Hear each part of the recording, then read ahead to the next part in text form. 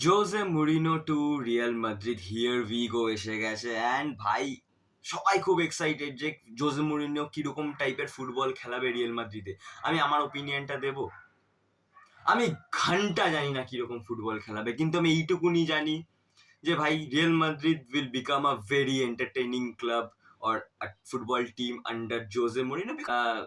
আরেকটা জিনিস সেটা হচ্ছে যে জোসে মরিনোকে সবাই ডিফেন্সিভ কোচ ভাবে খুব বেশি, রাইটফুলি সো, কারণ Jose Mourinho we all know যে ভাই, মানে মাস্টার অফ ডার্ক আর্টস বলে ওকে ইন ইউরোপিয়ান ফুটবল। পাকদাবাস ফুটবল খেলায়, ডিফেন্সিভ মাইন্ডসেটে ফুটবল খেলে। বাট একটা জিনিস তোমাকে মানতে হবে, যখন last time Jose Mourinho became Real Madrid's coach, তখন কিন্তু রিয়াল মাদ্রিদ লালিগা হিস্ট্রিতে still now the record is going on, লালিগার হিস্ট্রিতে সব থেকে বেশি গোল স্কোরিং টিম হয়েছিল। অ্যান্ড সেই বছরই রিয়াল মাদ্রিদ লালিগা জেতে, and they became the first team to earn 100 points. And still now ওই রেকর্ডটা কিন্তু মানে আনব্রোকেন আছে। তো এই কয়েকটা জিনিস কিন্তু মাথায় রেখে এগোতে হবে, যে জোসে মুরিনোকে যদি কেউ শুধুমাত্রই একটা ডিফেন্সিভ কোচ ভেবে থাকে তাহলে খুব ভুল করবে।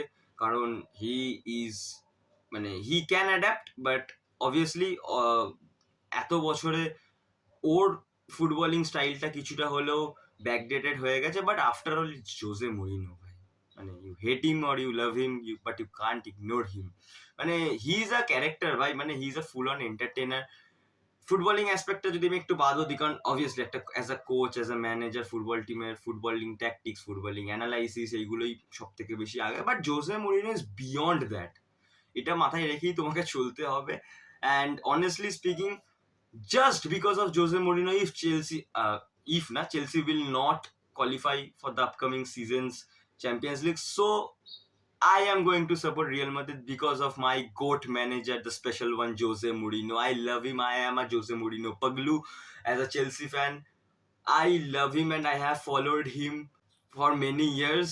So মানে যেখানে যেখানে ও গেছে আমি সেই টিমটাকে সাপোর্ট করেছি, except Man United and টটনাম।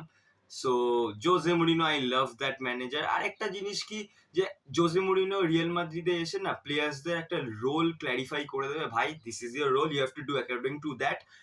Dressing রুমের যে মারপিট যা হচ্ছে, আই থিঙ্ক ওটাও কমিয়ে দিতে পারে।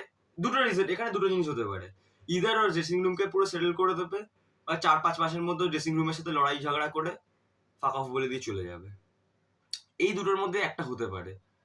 আর ফ্লোরেন্টিনো পেরেজ লাস্ট টাইম যখন পরপর দুবার ট্রফিলেস সিজন গেছিল রিয়াল মাদ্রিদের আন্ডার ফ্লোরেন্টিনো পেরেজ, তখন he went to Jose Mourinho, and Real Madrid পরপর দুটো সিজনে ট্রফিলেস গেছে, and again he went back to the special one, Jose মুরিনো।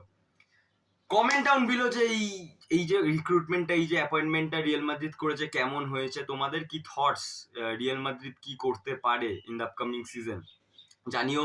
Like করে দিও ভিডিওটা, শেয়ার করে দিও, আর please do subscribe the channel. খুব শিগগিরই দেখা হচ্ছে একটা নতুন ভিডিওতে। Till then, good bye.